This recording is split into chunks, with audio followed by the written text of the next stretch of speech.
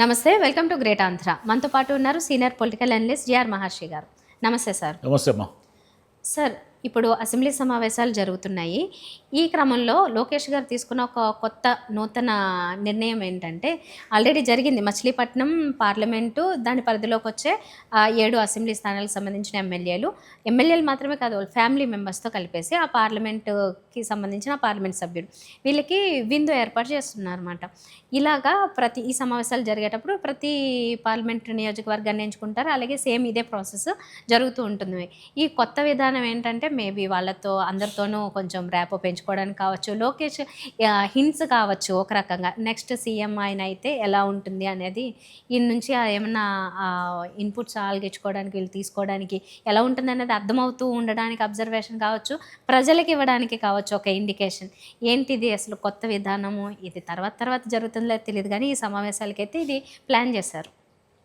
ఏముంది, క్లియర్ కట్గా లోకేష్ గారు చెప్తున్నారు నేనేనయ్యా నెక్స్ట్ ముఖ్యమంత్రి అని.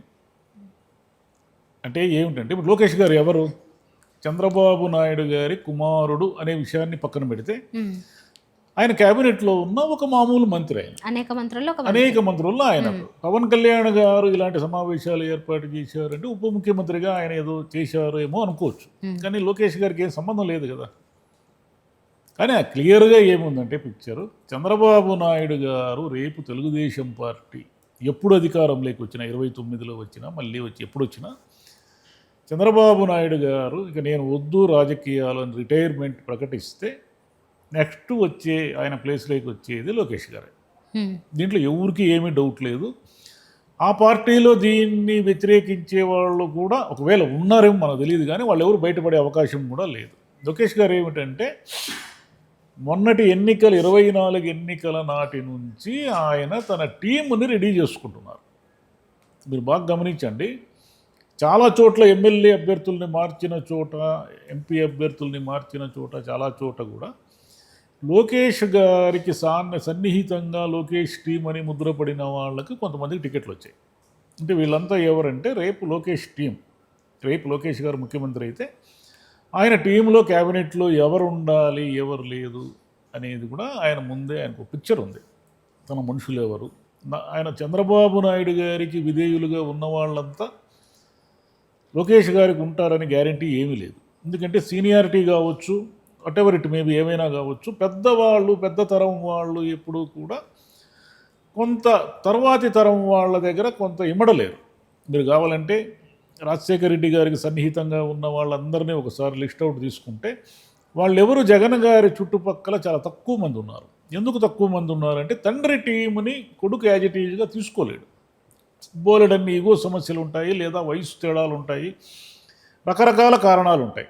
ఇక్కడ కూడా అదే జరుగుతూ ఉంది. చంద్రబాబు నాయుడు గారి టీము, ఆయనకి సన్నిహితంగా ఉన్నవాళ్ళు వీళ్ళందరూ కూడా రేపు లోకేష్ గారు ముఖ్యమంత్రి అయితే వాళ్ళల్లో ఎవరు చాలామంది ఉండే అవకాశం లేదు. ఒకవేళ ఉన్నా వాళ్ళ కుటుంబ సభ్యుల్లో ఈయన సమవయస్కులు కొత్త తరం ఉంటుంది కదా, ఈ కొత్త తరం ఏమైనా వస్తే రావచ్చు. లోకేష్ గారు ఇదంతా ఎందుకు చేస్తున్నారంటే, నేను ముఖ్యమంత్రి కుమారుడు మాత్రమే కాదు, నేను కాబోయే ముఖ్యమంత్రిని కూడా అనే మెసేజ్ స్పష్టంగా పంపుతున్నాడు ఆయన. ఈ మెసేజ్లో భాగమే ఈ విందు రాజకీయాలు. నిజానికి రాజకీయాలు చేయాల్సిన పని కూడా లేదు. ఆయన ఎవరు వ్యతిరేకిస్తారు? ఇప్పుడు ఆయన పార్లమెంటు పరిధిలో ఉన్న అన్ని అసెంబ్లీ నియోజకవర్గాల్లో ఉన్న తెలుగుదేశం ఎమ్మెల్యేలు, ఎంపీలు అందరినీ పిలిచి ఆయన ఒక సమావేశాలు ఏర్పాటు చేశాడు అనుకో. వాళ్ళు వస్తారు, స్నేహపూర్వకంగా వస్తారు, విందులో పాల్గొంటారు, వాళ్ళ కుటుంబ సభ్యులు వస్తారు. ఒక కల్చర్, లోకేష్ గారు ఏమిటంటే ఒక కల్చర్ క్రియేట్ చేస్తున్నారు. అందరినీ మనం కలుపుకుపోదాము అనే ధోరణి, నేను ఎవరిని దూరం పెట్టను, అందరినీ కలుపుకుపోతాను అనే ఒక పిక్చర్, ఒక మెసేజ్ ఇస్తున్నారు. ఇది ఏమిటంటే, ఇది ఒక మంచి సాంప్రదాయమే. పోయినసారి జగన్ గారు చేసిన తప్పులన్నీ ఏమిటి? ఆయన ఎవరిని కలిసేవాళ్ళు కాదు, ఆయన దగ్గరికి ఎవరు సులభంగా పోయేవాళ్ళు కాదు. ఈ రకమైన సమావేశాలు, విందు సమావేశాలని మనం అసలు ఎక్స్పెక్టే చేయలేదు. వైసీపీలో ఎప్పుడైనా జరిగిందా 5 ఏళ్లలో? కాబట్టి ఆయన తనకు తానుగా దూరం అయిపోయి పార్టీని కూడా దూరం చేసుకొని ఇష్టం వచ్చినట్లు అభ్యర్థుల్ని మార్చేసి వాళ్ళు ఓడిపోయారు, పార్టీ ఓడిపోయింది, అన్నీ ఓడిపోయింది. నీకు ఉదాహరణకి ఒంగోలు ఉంది. ఒంగోలుకి చెవిరెడ్డి భాస్కర్ రెడ్డి గారికి ఏమైనా సంబంధం ఉందా? ఆయన ఊరు ఏంది? చంద్రగిరి. ఆయన ఎక్కడ తెచ్చి పోటీ చేయించారు? ఒంగోలు. అంటే నేను నేను జగన్ అనే ఆయన ఉంటే ఫ్యాన్ గుర్తుంటే ఎవరైనా గెలుస్తారు అని అనుకున్నారు. అట్లా గెలవరు. చాలా కారణాలు ఉంటాయి. ఎవరో ఎక్కడి నుంచో అంటే చాలా చోట్ల జరిగింది కదా, ఎక్కడెక్కడి నుంచో వచ్చి పోటీ చేసి గెలిచిన వాళ్ళు అనేక మంది ఉన్నారు కదా అంటే ఉన్నారు. కానీ అక్కడ ఉన్న స్థానిక పరిస్థితులు అన్నింటినీ కూడా దృష్టిలో పెట్టుకోవాలి. అంటే ఏమిటంటే కలుపుకుపోకుండా ఆయన తన ధోరణిలో తాను ఉండడం వల్ల ఆయనకు నష్టం జరిగింది. తెలుగుదేశం ఏమిటంటే అధిష్టానం చంద్రబాబు నాయుడు గారి మాట లేదా రేపు లోకేష్ గారి మాటే చెల్లుబాటు అవుతుంది. ఊరికే ఈ ప్రజాస్వామ్యము ఇదంతా కూడా అభిప్రాయ సేకరణ, అభిప్రాయాల్ని స్వీకరిస్తామని చెప్పడము, మేము ప్రజాస్వామ్యాన్ని గౌరవిస్తామని చెప్పడం, ఇవన్నీ ఊరికే చెప్తూ ఉంటారు. బేసిక్గా ఏమిటి, లోకేష్ గారి మాట లేదా చంద్రబాబు నాయుడు గారి మాట చెల్లుబాటు అవుతుంది అన్ని ప్రాంతీయ పార్టీల్లోనూ. ఇది కూడా కాకపోతే దీంట్లో కొంత మంచి లక్షణం ఏమిటంటే కొంత చూడ్డానికి కలుపుకుపోయే తత్వము. అగో లోకేష్ గారు మా కుటుంబ సభ్యులందరినీ మమ్మల్ని ఎందుకు పిలిచారు అనేది వాళ్ళకు కూడా కొంత క్రెడిబిలిటీ, అంటే మమ్మల్ని విశ్వాసం లేక తీసుకుంటున్నాడు ఈయన అనే ఒక నమ్మకము. ఇలా రాజకీయాల్లో ఇవన్నీ కూడా కలుపుకుపోవాల్సిన అవసరము, కలుపుకుపోయే తత్వము చాలా ఇంపార్టెంట్. లోకేష్ గారు దాన్ని మెల్లిమెల్లిగా ఒక లీడర్గా ఎదగడానికి ఏం చేయాలో అవన్నీ చేస్తున్నారు. సార్ మీరు కూడా ఇప్పుడు చాలా పాజిటివ్గానే ఆలోచించారు ఈ విషయం మీద. ఒకవేళ ఇదే పరిస్థితి రివర్స్లో జగన్ గారి దీంట్లో జరుగుంటా నాయకత్వంలో కనుక, అప్పుడు ఒకవేళ ఇలా ప్రచారం జరుగుంటే ఏమి వీళ్ళు ప్రజల సొమ్ముతో విందులు వినోదాలు చేసుకుంటున్నారు చూడండి అంటారేమో కదా. ఇప్పుడు రెండు పార్టీలు ఏమిటి, వైఎస్ జగన్ అనే ఆయన అంత హఠాత్తుగా అధికారంలోకి రావడము, రాజశేఖర రెడ్డి గారి కుమారుడుగా ఆయన వారసత్వాన్ని స్వీకరించడము, అనేక అవినీతి కేసులు పెట్టినా సరే, జైలుకు పంపించినా సరే, మళ్ళీ ఆ పార్టీ బతికి బట్టగట్టి పోటీ వరకు వచ్చి ఒకసారి ప్రతిపక్షము ఒకసారి అధికారానికి రావడం అనేది తెలుగుదేశానికి చాలా కన్ఫ్యూజన్గా ఉంటుంది. అంటే తెలుగుదేశం పార్టీ ఏమనుకుంది, కాంగ్రెస్ పార్టీ అనేది రాష్ట్రాన్ని విడగొట్టి సర్వనాశనం అయిపోయింది, ఇంక మనకు రాష్ట్రంలో తిరగలేదు అనుకుంది. తిరిగే లేదనుకున్న తెలుగుదేశం పార్టీ జగన్ గారిని ఒక ప్రధాన ప్రత్యర్థిగా చూసింది. ఆయన అన్ని సీట్లు తెచ్చుకుంటాడు 2014లో అనేది ఎక్స్పెక్ట్ చేయాలి. తెచ్చుకున్న తర్వాత వీళ్ళు ఏం తప్పు చేశారు, అందరూ చేసే తప్పు వీళ్ళు చేశారు. ఆ పార్టీని రెండుగా చీల్చి లబ్ధి పొందుదాం అనుకున్నారు. అది మొత్తం బుమ్రాంగ్ అయిపోయి వీళ్ళే ఓడిపోయి 23 సీట్లకు పరిమితం అయిపోయారు. ఇదే కదా జరిగింది. కాబట్టి ఏమైనా విమర్శిస్తారు. తెలుగుదేశం పార్టీ లక్షణం ఏమిటంటే ప్రతిపక్ష పార్టీలంటే వాళ్ళకి మీడియా బలంగా ఉంది కాబట్టి వాళ్ళు ఏమి చేసినా, అంటే మీరు జగన్ చేస్తే అప్పులు అంటారు, వీళ్ళు చేస్తే రుణ సమీకరణ అంటారు, జగన్ చేస్తే ట్రాఫిక్ జామ్ అంటారు, జగన్ పర్యటిస్తే ట్రాఫిక్ జామ్ అంటారు, చంద్రబాబు గారు పర్యటిస్తే జన నీరాజనం అంటారు. అదే పదాలు మారిపోతూ ఉంటాయి. అంటే వీళ్ళకి అనుకూలమైన పదాలు వస్తూ ఉంటాయి. శివభక్తుల మీద ఒకవేళ జగన్ హయాంలో దాడి చేసి ఉంటే, జగన్ క్రిస్టియన్ కాబట్టి శివభక్తుల మీద దాడి చేయించాడని ఉండేవాళ్ళు. వీళ్ళ హయాంలోనే అన్నీ జరుగుతున్నాయి కాబట్టి వీళ్ళు ఇప్పుడు ఏమంటారు, వైసీపీ వాళ్ళు దీని వెనక శ్రీశైలం వెనక కుట్ర ఉంది అంటారు. వైసీపీకి శ్రీశైలం కుట్రకి కుట్రను మీరు ఛేదించండి. మీరేం చేస్తున్నారు, లా అండ్ ఆర్డర్ ఉంది, మీ చేతిలో గవర్నమెంట్ ఉంది, మీ చేతిలో పోలీసులు ఉన్నారు, అందరూ ఉన్నారు కదా. ఇంతమంది ఉన్నప్పుడు వైసీపీ వాళ్ళు వచ్చి శ్రీశైలం దేవాలయంలో కుట్ర చేసి శివభక్తుల చేతిలో రాళ్ళు పెట్టి తాళాల పగులు కొట్టించే వరకు మీరేం చేస్తున్నారు, మీ వైఫల్యమే కదా అది. అట్లా అనరు. ఏదైనా సరే వాళ్ళు చేస్తే, ఒకవేళ జగనే ఈ పనులన్నీ చేసింటే జగన్ ఒక 3 కోట్ల రూపాయల ప్రభుత్వ ఖర్చును పెట్టి విందులు విలాసాలకు పాల్పడుతున్నాడని రాసేసి ఉండేవాడు. అట్లా ఉంటుంది రాజకీయం. ఇదే రాజకీయమే నడుస్తుంది భవిష్యత్తు అంతా. వాళ్ళ మీద వీళ్ళ మీద వాళ్ళు బురద వేసుకొని ఇదే నడుస్తూ ఉంటుంది ఎక్కడ చూసినా. సరే, ఓకే. మరి లోకేష్ గారు సీఎం అవుతారని ఇలా ఇండికేషన్స్ ఇస్తూ వెళ్ళిపోతుంటే మరి పవన్ గారి పరిస్థితి ఏంటి? ఉప ముఖ్యమంత్రిగా ఉంటారు. ఆయనే చెప్తున్నారు కదా 15 ఏళ్ళు కలిసి ఉంటామని. 15 ఏళ్ళు ఆయనే ముఖ్యమంత్రిగా ఉంటానని ఆయన ఏం చెప్పడం లేదు కదా. ఆయన అంటే ఆయన ఒక్కలే కాదు కదా, ఇప్పుడు ఆయన కింద ఉన్న జన సైన్యం. అవును, వాళ్ళు ఆమోదించాల్సిందే. వాళ్ళ నాయకుడు తనను తాను ఉప ముఖ్యమంత్రిగా డిప్యూటీగా ప్రకటించుకొని తానే ఇంకో 15 ఏళ్ళు వాళ్ళతో కలిసి ఉంటానని నిర్ధారణ చేసుకున్న తర్వాత ఆయన పార్టీలో పనిచేసి ఇంక సెకండ్ గ్రేడ్ థర్డ్ గ్రేడ్ నాయకులు వాళ్ళు ఏం మాట్లాడతారు. లోకేష్ గారు ముఖ్యమంత్రి అయితే లోకేష్ గారు నాయకత్వాన్ని ఆమోదించి అంగీకరిస్తేనే ఆయన కలిసి ఉంటారు, లేదంటే విడిపోతారు. విడిపోయి ఏం చేయాలి, ఆయనకు నమ్మకం లేదు.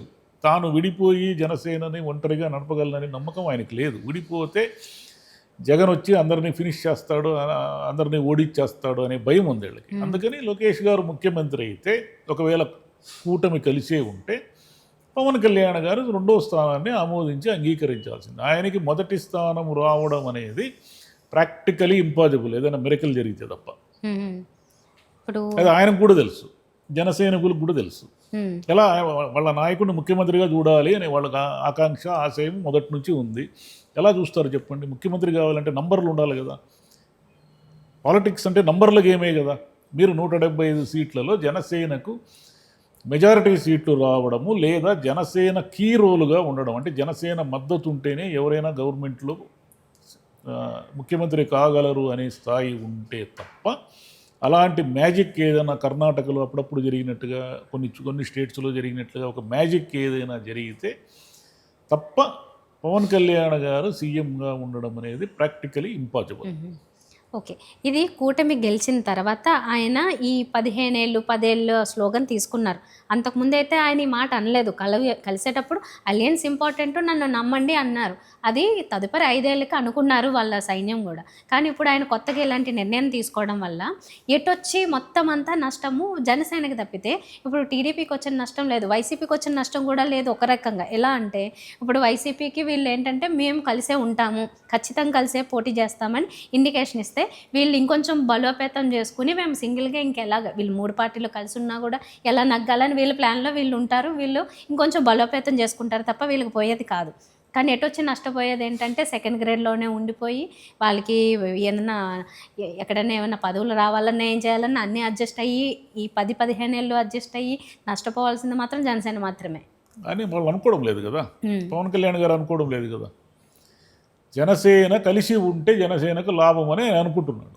జనసేన విడిపోతే జగన్ని ఎదుర్కోవడం అసాధ్యము, ఎవరికి వాళ్ళు విడిగా జగన్ని ఎదుర్కోవడం అసాధ్యము. కాబట్టి అందరూ కలిసి ఉంటేనే జగన్ని ఎదుర్కోగలము అని ఆయన నమ్ముతున్నారు. ఆయన నమ్ముతున్నప్పుడు జనసేనకు నష్టమా అనే దాన్ని ఎందుకు ఆలోచిస్తారు ఆయన? ఎందుకు ఆయన మైండ్లో రెండో స్థానంలో ఉండాలని ఫిక్స్ అయిపోయిన తర్వాత మళ్ళీ నాకు జనసేనకు నష్టం అని ఎందుకు? బీజేపీకి చాలా విధేయుడు కదా పవన్ కళ్యాణ్ గారు. బీజేపీ వాళ్ళు ఏమైనా మాడుతున్నారో మేము 15 ఏళ్ళు కలిసి ఉంటాము, చంద్రబాబు నాయుడు గారే రాష్ట్రంలో మా నాయకుడు ముఖ్యమంత్రి అని ఏం మాట్లాడడం లేదు కదా. వాళ్ళు చాలా స్ట్రాటజిక్గా ఉన్నారు. చూద్దాం పరిస్థితులు, 29 నాటి పరిస్థితులు అప్పుడు ఆలోచిద్దాం అనే మూడ్లో ఉన్నారు. ఎవరైనా అదే స్ట్రాటజీతోనే ఉంటారు, ముందుగా నోరు జారడం. మళ్ళీ ఏమిటంటే లేదు మేము విడిపోయే క్వశ్చనే లేదు, మేము కలిసే ఉంటాము, మేము కలిసి ఉంటేనే జగన్ ఎదుర్కోగలము అని స్పష్టంగా చెప్తున్నారు. జగన్ పోయేది ఏముండదు. జగన్ ఎలాగో ఫిక్స్ అయి ఉన్నాడు. ఒంటరి పోరాటం, గెలిపోయినా ఓటమైనా ఒంటరి పోరాటం. ఈ ఐక్యత అనేది వీళ్ళ నినాదమే కానీ జగన్ గారి నినాదం కాదు కదా. ఆయన ఒంటరిగానే పోరాడతారు, గెలుస్తాడు లేదా ఓడిపోతాడు, ఏదైనా ఒంటరే. ముందు నుంచి ఒంటరే కదా. ఏనాడు ఎవరిని కలుపుకొని పోయినాడు ఆయన? ఏ పార్టీతో ఇది పెట్టుకున్నాడు? పొత్తు ఏం పెట్టుకోలేదు కదా ఎప్పుడు కూడా. అంతే ఆయన రాజకీయం, అంతే. ఒంటరిగానే ఉంటాడు, ఒంటరిగానే పోటీ చేస్తాడు. ఆయన వల్లే పార్టీ గెలుస్తుంది లేదా ఓడిపోతుంది, అంతే. ఎటొచ్చి ఏంటంటే మధ్యలో అలయన్స్లో బుక్ అయిపోయి ఇరుక్కుపోయింది జనసేన మాత్రమే. టీడీపీకి పోయింది ఏం లేదు, వచ్చింది ఏం లేదు. బీజేపీకి వచ్చింది పోయింది ఏం పెద్ద ఏం లేదు. వైసీపీ అంటే లాస్ట్ టైం పరిణామాలు ఎన్ని మారినా కూడా తర్వాతకి మాత్రము ఏదో ఒక దాంట్లో ఏదో ఒక మార్పు ఉండాలి అనుకుంటే మాత్రం జనసేనకి అదే ఉంది. మిగతా వాళ్ళకి మాత్రం అయితే అధికారం దక్కుతుంది లేదా కోల్పోతారు. వీళ్ళకి ఏంటంటే ఆ మధ్యలో స్థాయి అలాగే ఆగిపోయింది. వాళ్ళు అంతే. ఇక అంటే వాళ్ళ ఫిక్స్ అయి ఉన్నాడు. మనం చేసేది ఏముంది? మనం మాట్లాడుకోవడం వల్ల ప్రయోజనం ఏముంది? జనసేన ఫిక్స్ అయింది తను రెండవ స్థానంలో ఉండాలని, దానికి ఎవరేం చేస్తారు? రైట్. సో ఓకే, మొత్తానికైతే వాళ్ళ కార్యకర్తలు లేకపోతే జన సైనికులకు కూడా ఇంకా రానున్న 10 ఏళ్ళు 5 ఏళ్ళు అంటే 15 ఏళ్ళు అంటే ఓపిక ఎవరికి లేదు. ఈ కాలంలో అయితే అంత ఓపిక ఎవరికి లేదు. పవన్ కళ్యాణ్ గారికి ఓపిక ఉంది, కింద వాళ్ళకు ఉంటుందని అయితే నమ్మకం లేదు. రానున్న ఎలక్షన్లో మరి ఎలా స్పందిస్తారో, అంతకుముందు 100% ఎలా అయితే తీసుకున్నారో అలాంటి పరిణామాలు కనిపిస్తాయి లేదా అనేది కూడా సందేహమే నిజానికి ఇలాంటి సిచ్యువేషన్లో. చూద్దాం 29కి ఇప్పుడే ఎందుకు జోష్యం చెప్పుకోండి. Right. Thank you. Thank you.